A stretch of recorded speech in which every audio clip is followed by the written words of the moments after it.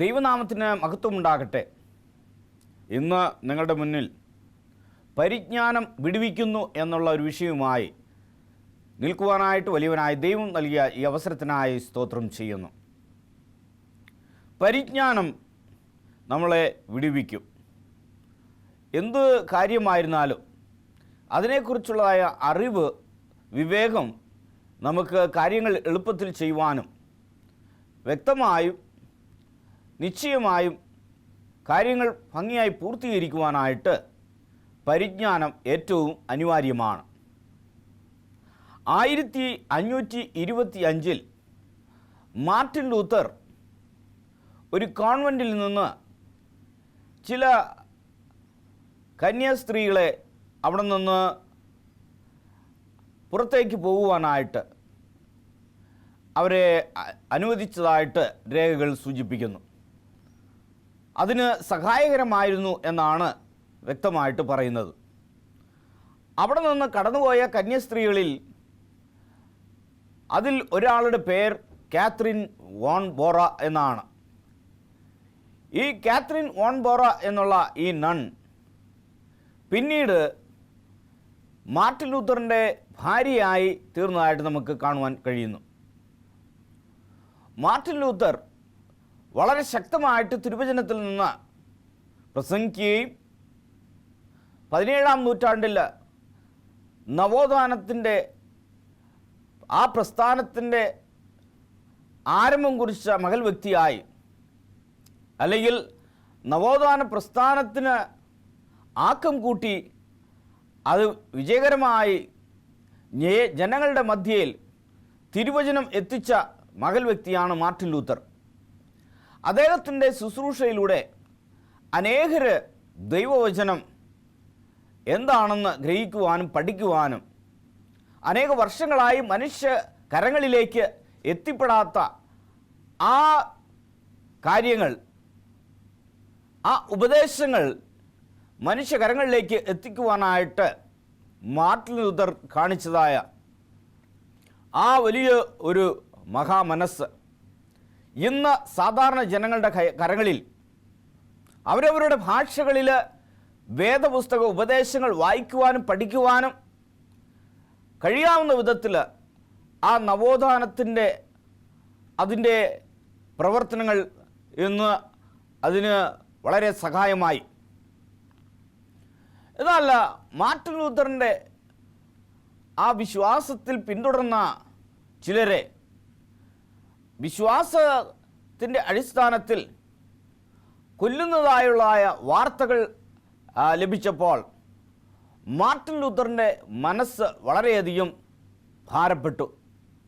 സത്യത്തിനു വേണ്ടി നിലനിൽക്കുന്നവരെ കൊന്നൊടുക്കുന്നതായ ഒരു മനോഭാവം, ഇതെന്തു വിചിത്രമായ ഒരു ക്രിസ്തീയ മതമാണ് എന്ന് അദ്ദേഹം അതിനെ വിമർശിക്കുകയും ചെയ്തു. അങ്ങനെ ഹൃദയഭാരത്തോടുകൂടി ആയിരിക്കുന്ന മാർട്ടിൻ ലൂത്തറിനെ തനിക്ക് ഒരു തിരിച്ചറിവ് ഉണ്ടാക്കുവാൻ വേണ്ടി കാത്രിൻ വോൺ ബോറ കറുത്ത അങ്കി ധരിച്ചുകൊണ്ട് മാർട്ടിൻ ലൂത്തറിൻ്റെ മുന്നിലേക്ക് കടന്നു വന്നു. അപ്പോൾ മാർട്ടിൻ ലൂത്തർ ചോദിച്ചു, എന്തിനാണ് ഈ കറുത്ത വസ്ത്രം ധരിച്ച് എൻ്റെ മുന്നിലേക്ക് കടന്നു വന്നിരിക്കുന്നത് എന്ന് പറയുകയും ചെയ്തു. അപ്പോൾ കാത്രിൻ വോൺ ബോറ പറഞ്ഞു, ദൈവം അവൻ എന്നേക്കുമായി അവൻ മരണപ്പെട്ടിരിക്കുന്നുവോ എന്ന് കാത്രിൻ വോൺ ബോറ മാർട്ടിൻ ലൂത്തറിനെ നോക്കി ചോദിച്ചു. അപ്പോൾ തൻ്റെ ഭാര്യ തനിക്കൊരു തിരിച്ചറിവ് ഉണ്ടാക്കുകയാണ്. ദൈവം അവൻ ജീവിക്കുന്നു, അവൻ വീണ്ടും വരും, അവൻ സത്യത്തിനു വേണ്ടി നിലനിൽക്കുന്നവരെ സത്യത്തിൻ്റെ പരിജ്ഞാനത്താൽ നിറച്ച് അവരെ ദൈവം വഴി നടത്തും എന്ന് ഇവിടെ അവന് തിരിച്ചറിവ് ഉണ്ടാകുന്നതായിട്ട് നമുക്ക് കാണുവാനായിട്ട് കഴിയും. യോനയുടെ പുസ്തകം 4-ാം അധ്യായം 11-ാമത്തെ വാക്യത്തിൽ ഇവിടെ നാം വായിക്കുമ്പോൾ യോന പ്രവാചകൻ ഒരു തിരിച്ചറിവില്ലാത്ത, ഒരു വിവേകമില്ലാത്ത ഒരു വ്യക്തിയെപ്പോലെ ഇവിടെ സംസാരിക്കുന്നതായിട്ട് 4-ാമത്തെ അധ്യായത്തിൽ നമുക്ക് കാണുവാൻ കഴിയും. ആദ്യം നമുക്ക് 4-ാം അധ്യായം അതിൻ്റെ 11-ാമത്തെ വാക്യം നമുക്ക് പരിശോധിക്കാം. എന്നാൽ വലം കൈയും ഇടം കൈയും തമ്മിൽ തിരിച്ചറിഞ്ഞുകൂടാത്ത 1,20,000 ചില്ലുവാനം മനുഷ്യരും അനേക മൃഗങ്ങളും ഉള്ള മഹാനഗരമായ നിനവയോട് എനിക്ക് അയ്യോ പാപം തോന്നരുതോ എന്ന് ചോദിച്ചു.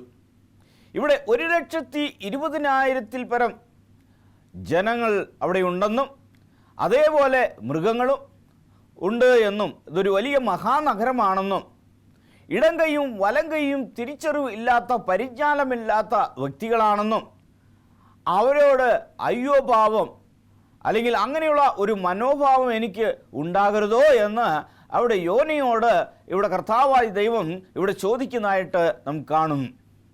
പരിജ്ഞാനമില്ലാത്ത ഈ വ്യക്തിയോട് മനസ്സലിവ് കാണിച്ചുകൂടെ എന്ന് ആണ് ഇവിടെ ചോദിക്കുന്നത്. അതിൻ്റെ 2-ാമത്തെ വാക്യം നമ്മൾ പരിശോധിക്കുമ്പോൾ 4:2 ഇവിടെ നോക്കുമ്പോൾ അവൻ യഹോവയോട് പ്രാർത്ഥിച്ചു, അയ്യോ യഹോവേ, ഞാൻ എൻ്റെ ദേശത്ത് ആയിരുന്നപ്പോൾ ഞാൻ പറഞ്ഞ വാക്ക് ഇത് തന്നെ അല്ലയോ? അതുകൊണ്ടായിരുന്നു ഞാൻ തർശീശിലേക്ക് ബന്ധപ്പെട്ട് ഓടിപ്പോയത് എന്ന് ഇവിടെ പറയുകയും നീ കൃപയും കരുണയും ദീർഘക്ഷമയും മഹാദയയും ഉള്ള ദൈവമായി അനർത്ഥത്തെക്കുറിച്ച് അനുതപിക്കുന്നവൻ എന്ന് ഞാൻ അറിഞ്ഞു. നീ അനർത്ഥത്തെക്കുറിച്ച് അനുതപിക്കുന്ന ദൈവമാണ്, നീ കൃപയുള്ളവനാണ്, നീ മനസ്സലിയുള്ള ദൈവമാണ്. ഈ ദേശത്ത് ആയിരുന്നപ്പോഴുള്ള ആ ദേശത്ത് ആയിരുന്ന ആ സമയത്ത് ഞാൻ ദർശിച്ചിലേക്ക് പോകാനുള്ള കാരണം ഇത് തന്നെയാണ്. നീ പറയുന്നതായ കാര്യങ്ങൾ നീ നിറവേറ്റുന്നില്ല എന്ന് ഇവിടെ പ്രവാചകനായ യോന ദൈവത്തെ കുറ്റപ്പെടുത്തുന്നതായി, പഴിചാരുന്നതായി, നീ പറയുന്നത് പോലെ തന്നെ ഈ നഗരത്തെ നീ നശിപ്പിക്കുകയില്ല, നിനക്ക് അനുതാപം ഉണ്ടാകും എന്ന് ദൈവത്തെക്കുറിച്ച് ഇവിടെ യോന പറയുന്നതായിട്ട് നമുക്ക് കാണുവാനായിട്ട് കഴിയും. ഇങ്ങനെ ഈ പാപത്തിൻ്റെ ആ അന്തരംഗത്തിൽ പാപത്തിൻ്റെ ഉച്ചഘട്ടത്തിലിരിക്കുന്നതായ ഈ ജനങ്ങളെ നശിപ്പിക്കുന്നതിന് പകരമായി നീ അവർക്ക് അവരുടെ മേൽ മനസ്സലിയുന്ന ദൈവമായിരിക്കുന്നത് കൊണ്ടാണ് ഞാൻ ദർശിച്ചിലേക്ക് ഞാൻ ബന്ധപ്പെട്ട് ഞാൻ പോയത് എന്ന് ഇവിടെ യോന പറയുന്നതായിട്ട് നമുക്ക് കാണുവാനായിട്ട് കഴിയും. പ്രിയമുള്ളവരെ, പരിജ്ഞാനവും വിവേകവും ഇല്ലാത്ത രീതിയിലാണ് യോന ഇവിടെ സംസാരിക്കുന്നത്. എന്നാൽ ഈ പരിജ്ഞാനം നമുക്ക് ഏറ്റവും അനിവാര്യമാണ്, നമ്മുടെ രക്ഷയ്ക്ക് ഏറ്റവും അനിവാര്യമാണ്. നമ്മുടെ ജീവിതത്തിൽ വിജയം കൈവരിക്കുവാനായിട്ട് പരിജ്ഞാനം ഏറ്റവും അനിവാര്യമാണ് എന്ന് തന്നെ നാം കാണുന്നു. പരിജ്ഞാനമില്ലാത്തിടത്ത് മനുഷ്യൻ നശിച്ചു പോകുമെന്ന് തിരുവെഴുത്തുകൾ പറയുന്നുവല്ലോ. ആയതിനാൽ പ്രിയമുള്ള ദൈവജനമേ, നാം പരിജ്ഞാനമുള്ളവരായി നാം കാണപ്പെടണമെന്നാണ് ദൈവം ആഗ്രഹിക്കുന്നത്. ഇവിടെ വിവേകമില്ലാത്ത രീതിയിൽ യോന ദൈവത്തോട് സംസാരിക്കുന്നു. നീ പറഞ്ഞല്ലോ ഈ പട്ടണം നശിക്കും, പട്ടണത്തിലുള്ള ജനങ്ങളോട് മാനസാന്തരപ്പെടണമെന്ന് ആഹ്വാനം ചെയ്യണം, ഈ പട്ടണം നശിപ്പിക്കും ഞാൻ എന്ന് ദൈവം പറഞ്ഞുവല്ലോ. എന്നാൽ നീ ഈ പട്ടണത്തെ നീ നശിപ്പിക്കാതെ നീ എന്താണ് ഈ പട്ടണം അവിടെ അതിൻ്റെ അവസ്ഥയിൽ നിന്ന് മാറ്റം വരുത്തുവാനും അതിൽ നിന്ന് ആ ജനങ്ങളെ പിന്തിരിയിപ്പിക്കുന്ന ഒരു രീതി ഇവിടെ ഉണ്ടാകുവാൻ സാധ്യതയുണ്ട് എന്നറിഞ്ഞുകൊണ്ടാണ് ഞാൻ എൻ്റെ മനസ്സ് മാറി ഞാൻ തർശീശിലേക്ക് പോയത്. നിന്നെക്കുറിച്ച് എനിക്ക് വളരെ വ്യക്തമായിട്ട് അറിയാമെന്ന് ഇവിടെ യോന ദൈവത്തെ തന്നെ അവിടെ ദൈവീയമായ ചിന്തകൾക്ക് വിരുദ്ധമായിട്ട് ഇവിടെ യോന സംസാരിക്കുന്നു. പരിജ്ഞാനത്തിൻ്റെ കുറവാണ് എന്ന് നാം ഇവിടെ നമുക്ക് കാണുവാനായിട്ട് കഴിയും. നമ്മൾ ആവർത്തന പുസ്തകത്തിലേക്ക് നമ്മുടെ ശ്രദ്ധയെ തിരിക്കാം. ആവർത്തന പുസ്തകം 1-ാം അധ്യായം അതിൻ്റെ 39-ാമത്തെ വാക്യത്തിൽ നമ്മൾ വായിക്കുമ്പോൾ 39-ാമത്തെ വാക്യം ഇപ്രകാരം പറയുന്നു: കൊള്ളയാകുമെന്ന് നിങ്ങൾ പറഞ്ഞ നിങ്ങളുടെ കുഞ്ഞുകുട്ടികളും ഇന്ന് ഗുണദോഷങ്ങളെ തിരിച്ചറിയാത്ത നിങ്ങളുടെ മക്കളും അവിടെ ചെല്ലും, അവർക്ക് ഞാൻ അത് കൊടുക്കും, അവർ അത് കൈവശമാക്കും എന്ന് ഇവിടെ വചനത്തിൽ പറയുന്നു. അപ്പോൾ ദേശത്തെ കൈവശപ്പെടുത്തുന്നതായ ഒരു സന്ദർഭം എന്താണ്? തിരിച്ചറിവില്ലാത്തവർ, നിങ്ങളുടെ മക്കൾ, അവർ ആ ദേശത്ത് എത്തിച്ചേരുമെന്നും അവിടെ അവർ അത് അവകാശമാക്കുമെന്ന് ഇവിടെ പറയുന്നു. ദൈവത്തിൻ്റെ ആ വാഗ്ദത്തം, ദൈവം നൽകിയതായ ഒരു വാഗ്ദത്തം അവിടെ നിറവേറിയതായിട്ട് നാം കാണുവാനായിട്ട് കഴിയും. പ്രിയമുള്ളവരെ, ആ കാനാൻ ദേശത്തിലേക്ക് ആ ജനങ്ങൾ എത്തിപ്പെടുമെന്നും അവരത് സ്വന്തമാക്കുമെന്നാണ് ഇവിടെ പറയുന്നത്. നമ്മുടെ ജീവിതത്തിലും ദൈവം ഇപ്രകാരമായ വലിയ വാഗ്ദത്തങ്ങൾ ദൈവം നമുക്ക് തന്നിരിക്കുന്നു. ദൈവത്തെ ഭയന്ന് അവൻ്റെ വഴികളിൽ നടക്കുന്നവർക്ക് അവർക്ക് ഇപ്രകാരമായ അനുഗ്രഹങ്ങൾ അവരുടെ ജീവിതത്തിൽ ലഭിക്കുമെന്ന് നിങ്ങൾ ഭാഗ്യവാന്മാരെന്നും അങ്ങനെ അനേക അനേക അനേക അനേക വാഗ്ദത്തങ്ങൾ ദൈവം വേദപുസ്തകത്തിൽ ദൈവം നൽകിയിട്ടുണ്ട്. 5000-ൽ പരം വാഗ്ദത്തങ്ങളാണ് തിരുവചനത്തിൽ ദൈവം നമുക്ക് നൽകിയിരിക്കുന്നത്. മനുഷ്യൻ എന്താണ്? അവൻ പരിജ്ഞാനമുള്ളവനായി കാണപ്പെടണമെന്ന് ദൈവം ആഗ്രഹിക്കുന്നു. യോഹന്നാൻ്റെ സുവിശേഷം 17-ാം അധ്യായം 3-ാമത്തെ വാക്യം നമ്മൾ വായിക്കുമ്പോൾ, യോഹന്നാൻ്റെ സുവിശേഷം 17:3 നമ്മൾ വായിക്കുമ്പോൾ ഇവിടെ ഇപ്രകാരം പറയുന്നു: ഏക സത്യ ദൈവമായ നിന്നെയും നീ അയച്ചിരിക്കുന്ന യേശു ക്രിസ്തുവിനെയും അറിയുന്നത് തന്നെ നിത്യജീവനാകുന്നു എന്നാണ് പറയുന്നത്. ഏക സത്യ ദൈവമായ കർത്താവായ യേശുവിനെ തിരിച്ചറിയുന്നത് തന്നെയാണ് നിത്യജീവൻ എന്ന് തിരുവെഴുത്തിലൂടെ യോഹന്നാൻ്റെ സുവിശേഷം 17-ാം അധ്യായം അതിൻ്റെ 3-ാമത്തെ വാക്യം വളരെ മനോഹരമായ വളരെ നല്ല ഒരു വാക്യമാണ്. ഏക സത്യ ദൈവത്തെക്കുറിച്ച് നാം മനസ്സിലാക്കണം പ്രിയമുള്ളവരെ. അവൻ തന്നെയാണ് നിത്യജീവൻ എന്ന് പറയുന്നു. ഈ ഏക സത്യ ദൈവത്തെക്കുറിച്ചുള്ള പരിജ്ഞാനം ഇല്ലാത്തടത്ത് മനുഷ്യൻ നശിക്കും. ദർശനമില്ലാത്തടത്ത് മനുഷ്യൻ നശിക്കും. ആ പരിജ്ഞാനം ഇല്ലാത്ത അവരുടെ മധ്യയിൽ നാം എന്താണ്? അവർക്ക് വിവേകമില്ലാത്ത രീതിയിൽ ദൈവത്തെക്കുറിച്ച് വ്യാഖ്യാനിക്കുകയും ദൈവത്തെക്കുറിച്ച് സംസാരിക്കുകയും അവരുടെ മനുഷ്യൻ്റെ ചിന്തകളിൽ ഉൾപ്പെടുന്ന ഒരു ചിന്തയാണ് അവർ കൊണ്ടുവരുന്നത്. എന്നാൽ ദൈവത്തെ മനുഷ്യൻ വിവരിച്ചുവെങ്കിൽ, ഇതാണ് ദൈവമെന്ന് വിവരിക്കുന്നുവെങ്കിൽ അത് ദൈവമല്ലാതായി തീരുമെന്ന് നിങ്ങൾ ചിന്തിച്ച് നോക്കണം. നമ്മളുടെ ഈ ഭൗതികമായ ഈ അറിവ് കൊണ്ട്, ഇല്ലെങ്കിൽ ഈ തലച്ചോറ് കൊണ്ട് 300 അല്ലെങ്കിൽ 500 ഗ്രാം വരെ തൂക്കമുള്ള ഈ തലച്ചോറ് കൊണ്ട് എന്താണ് നമുക്ക് ഇതിൻ്റെ ദൈവത്തെ പൂർണ്ണമായിട്ട് നമുക്ക് വിവരിക്കുവാനായിട്ട് കഴിയില്ല. പ്രിയമുള്ളവരെ, നീ ദൈവത്തെ പൂർണ്ണമായിട്ട് വിവരിച്ചു കഴിഞ്ഞാൽ അത് ദൈവമല്ലാതായിത്തീരുന്നു. പരിജ്ഞാനമുള്ളവൻ ആയിത്തീരണമെന്ന് ദൈവം ആഗ്രഹിക്കുന്നു പ്രിയമുള്ളവരെ. അപ്പോൾ നമ്മൾ വായിക്കുമ്പോൾ ദൈവത്തിൻ്റെ വചനം എന്താണ്? വളരെ വ്യക്തമായിട്ട് പറയുന്നു. ഏക സത്യ ദൈവത്തെക്കുറിച്ചുള്ള പരിജ്ഞാനം നമുക്ക് ഏറ്റവും അനിവാര്യമാണ്. നമ്മളത് തിരിച്ചറിയണം. നീ അയച്ചിരിക്കുന്ന യേശു ക്രിസ്തുവിനെയും അറിയുന്നുള്ളതാണ് നിത്യജീവനെന്ന് ഇവിടെ വചനം വളരെ വ്യക്തമായിട്ട് ഇവിടെ പറയുന്നതായിട്ട് നമുക്ക് കാണുവാനായിട്ട് കഴിയും. നമ്മൾ അങ്ങനെ പരിജ്ഞാനമുള്ളവരായി, ദൈവീയ പരിജ്ഞാനമുള്ളവരായി, ദൈവത്തിൻ്റെ പൂർണ്ണമായ അവൻ്റെ ആ കാര്യങ്ങളെക്കുറിച്ച് നമ്മൾ തിരിച്ചറിവുള്ളവരായി നാം ജീവിക്കണമെന്നാണ് പറയുന്നത്. നമ്മൾ തിരുവെഴുത്തുകൾ ഒന്നും കൂടെ നമ്മൾ പരിശോധിച്ച് നോക്കുമ്പോൾ, പ്രവാചകന്മാരുടെ പുസ്തകം ഇവിടെ നാം ഹോശേയ പ്രവാചകൻ്റെ പുസ്തകം നമ്മൾ വ്യക്തമായിട്ട് നമ്മൾ പരിശോധിക്കുമ്പോൾ, ഹോശേയ പ്രവാചകൻ്റെ പുസ്തകത്തിൽ 4-ാം അധ്യായം 6-ാമത്തെ വാക്യത്തിൽ ഇപ്രകാരം പറയുന്നു. നമുക്ക് വായിക്കാം. പരിജ്ഞാനമില്ലാകിയാൽ എൻ്റെ ജനം നശിച്ചു പോകുന്നു എന്നാണ് ഇവിടെ പറയുന്നത്. ഹോശേയ പ്രവചനത്തിൽ എന്താണ്? മനുഷ്യൻ പരിജ്ഞാനം ഇല്ലാത്തവനായി അവൻ നശിച്ചു പോകുന്ന അവസ്ഥയാണ് കാണുന്നത്. ഹോശേയ പ്രവചനത്തിലൂടെയുള്ള ഒരു വലിയൊരു സന്ദേശം ഇത് തന്നെയാണ്. ഹോശേയ പ്രവചനത്തിൽ ആ പ്രവാചകനോട് എന്താണ് പറയുന്നത്? ആ പ്രവാചകനോട് വീണ്ടും വീണ്ടും അവിടെ ഒരു വിവാഹത്തിന് തയ്യാറാകുവാനായിട്ട് പറയുന്നു. അതിലൂടെ വിവരിക്കുന്നതായ സത്യം എന്താണെന്ന് പറഞ്ഞാൽ, പരിജ്ഞാനമില്ലാത്തതുകൊണ്ട് നാശത്തിലേക്ക് ജനങ്ങൾ തിരിയുന്നു. എന്നാൽ അവരെ ചേർത്തണച്ച് ദൈവത്തോട് ചേർത്ത് നിർത്തി അവരെ പരിജ്ഞാനമുള്ളവരായി, വിവേകമുള്ളവരായി, അല്ലെങ്കിൽ നാശത്തിലേക്ക് സഞ്ചരിക്കുന്നവരായിട്ടല്ല, എന്നാൽ നിത്യരക്ഷയിലേക്ക് കടന്നു വരുന്നവരായി അവരെ പഠിപ്പിച്ച് ദൈവസന്നിധിയിലേക്ക് ചേർക്കണമെന്നുള്ള ഒരു മഹാസത്യമാണ് ഈ പ്രവചന പുസ്തകത്തിലൂടെ നമുക്ക് കാണുവാനായിട്ട് കഴിയുന്നത് പ്രിയമുള്ളവരെ. അതിനാൽ പരിജ്ഞാനമില്ലായകയാൽ എൻ്റെ ജനം നശിച്ചു പോകുന്നു. പരിജ്ഞാനം ത്യജിച്ചുകൊണ്ട് നീ എനിക്ക് പുരോഹിതനായിരിക്കാത്തവണ്ണം ഞാൻ നിന്നെയും ത്യജിക്കുമെന്നാണ് പറയുന്നത്.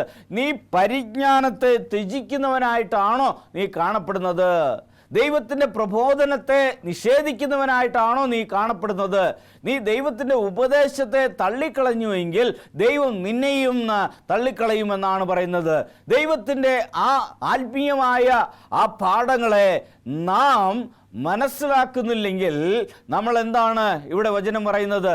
അതിനനുസരിച്ച് നാം ജീവിച്ചില്ലെങ്കിൽ ദൈവം പറയുന്നത് നിന്നെ ഞാൻ തള്ളിക്കളയുമെന്നാണ് പറയുന്നത്. ആയതിനാൽ പരിജ്ഞാനമില്ലായകയാൽ മനുഷ്യൻ നശിച്ചു പോകുന്നു എന്ന് ഇവിടെ ദൈവം തിരുവെഴുത്തിലൂടെ തൻ്റെ ദാസനായ യോശിയ പ്രവാചകനിലൂടെ ഇവിടെ നമ്മളെ പഠിപ്പിക്കുന്നതായിട്ട് നമുക്ക് കാണുവാനായിട്ട് കഴിയും. അതിനാൽ പരിജ്ഞാനം നമ്മളെ വിടുവിക്കുമെന്നത് ഇത് എത്ര വലിയ അനുയോജ്യമായ ഒരു തലവാചകം തന്നെയാണ്. നമ്മുടെ ജീവിതത്തിൽ പരിജ്ഞാനമില്ലെങ്കിൽ നമുക്ക് നാശം തന്നെ അത് നമ്മൾ നിശ്ചയമായും നാം നേരിടുമെന്ന് നാം കാണണം പ്രിയമുള്ളവരെ. നമുക്ക് ലൂക്കോസിൻ്റെ സുവിശേഷം അവിടെ 1-ാം അധ്യായത്തിൽ പറയുന്നതായ വാക്യം 77-ാമത്തെ വാക്യം നമ്മൾ പരിശോധിക്കാം. നമ്മുടെ ദൈവത്തിൻ്റെ ആർദ്ര കരുണയാൽ അവൻ്റെ ജനത്തിന് പാപമോചനത്തിൽ രക്ഷാപരിജ്ഞാനം കൊടുപ്പാനുമായി നീ അവന് മുമ്പായി നടക്കുമെന്നാണ് പറയുന്നത്. രക്ഷാപരിജ്ഞാനം കൊടുക്കുവാനായിട്ട് ഇവിടെ ദൈവം നമ്മളെ വിളിച്ചിരിക്കുന്നു എന്ന് പറഞ്ഞാൽ അത് എത്ര വലിയ അനുയോജ്യമായ ഒരു കാര്യം തന്നെയാണ് പ്രിയമുള്ളവരെ. എന്താണ് അവൻ്റെ ജനത്തിന് പാപമോചനത്തിൽ, പാപത്തിൻ്റെ ബന്ധനത്തിൽ നിന്ന്, പാപത്തിൻ്റെ അടിമത്തത്തിൽ നിന്ന് രക്ഷാപരിജ്ഞാനം നൽകുവാനായിട്ട് നിന്നെയും എന്നെയും ദൈവം വിളിച്ചിരിക്കുന്നു. ഈ ലോകത്തിൻ്റെ ഈ പോക്ക് അതിൽ നിന്ന് ഒരു വ്യതിയാനം വരുത്തുവാനായിട്ട്, രക്ഷയിലേക്ക് കടന്നു വരുവാനായിട്ട്, ആ പാപത്തിൻ്റെ ബന്ധനത്തിൽ നിന്ന് വിടുതൽ നൽകുവാനായിട്ട്, ഒരു പരിജ്ഞാനം നൽകുവാനായിട്ടാണ് ദൈവം നമ്മളെ വിളിച്ചിരിക്കുന്നത് എന്ന് ഇവിടെ പറയുന്നു. അങ്ങനെ അവർക്ക് മുൻപാകെ നീ നടക്കുമെന്നാണ് വചനം പറയുന്നത്. രക്ഷാപരിജ്ഞാനം കൊടുക്കുവാനുമായി നീ അവന് മുമ്പായി നടക്കും എന്നാണ് പറയുന്നത്. എത്ര വളരെ നല്ലൊരു വാക്യമാണ് പ്രിയമുള്ളവർ. ഞാനും നിങ്ങളും, നമ്മൾ ഓരോരുത്തരും, നമ്മൾ ഈ ദേശത്തിലൂടെ നാം അങ്ങോളം ഇങ്ങോളം നടന്ന് ദൈവത്തിൻ്റെ ആ ജനത്തിന് രക്ഷാപരിജ്ഞാനം പകരുന്ന ആത്മീയ ദാസന്മാരായി, ദാസികളായി നമ്മൾ ഈ ലോകത്തിൽ നമ്മൾ ജീവിക്കേണ്ടത് അത് ഏറ്റവും അനിവാര്യമായ കാര്യമാണ്. ഈ കാലഘട്ടത്തിൽ ഇന്ന് മനുഷ്യന് പരിജ്ഞാനം ഉണ്ടോ എന്ന് തന്നെ ഒരു സംശയത്തിൽ തന്നെയാണ് ഇന്ന് നിലനിൽക്കുന്നത്. എന്താണ് കാരണം? മനുഷ്യൻ ചെയ്തു കൂട്ടുന്നതായ കാര്യങ്ങൾ നമ്മൾ ചിന്തിക്കുമ്പോൾ ദിനംതോറും പത്രങ്ങളിൽ വരുന്നതായ വാർത്തകൾ, ദിനംതോറും മാധ്യമങ്ങളിൽ നാം കേൾക്കുന്നതായ, കാണുന്നതായ ഓരോ വിഷയങ്ങളെക്കുറിച്ച് നാം ചിന്തിക്കുമ്പോൾ പരിജ്ഞാനം ഇല്ലാത്ത രീതിയിലാണ് ഇന്ന് മനുഷ്യർ അവർ ജീവിക്കുന്നത്. അവർ ചെയ്തു കൂട്ടുന്നതായ കാര്യങ്ങൾ നമ്മളെ ഞെട്ടിപ്പിക്കുന്നതായ കാര്യങ്ങളാണ്. വളരെയധികം വിറയലോടുകൂടിയാണ് ഈ കാര്യങ്ങൾ നാം കാണുന്നത് പ്രിയമുള്ളവരെ. പരിജ്ഞാനത്തിൻ്റെ അല്ലെങ്കിൽ രക്ഷയുടെ പരിജ്ഞാനം പകരുന്ന വ്യക്തിത്വങ്ങളായി നാം ജീവിക്കണമെന്ന് ദൈവം ഇവിടെ പറയുന്നതായിട്ട് നമുക്ക് കാണുവാനായിട്ട് കഴിയും.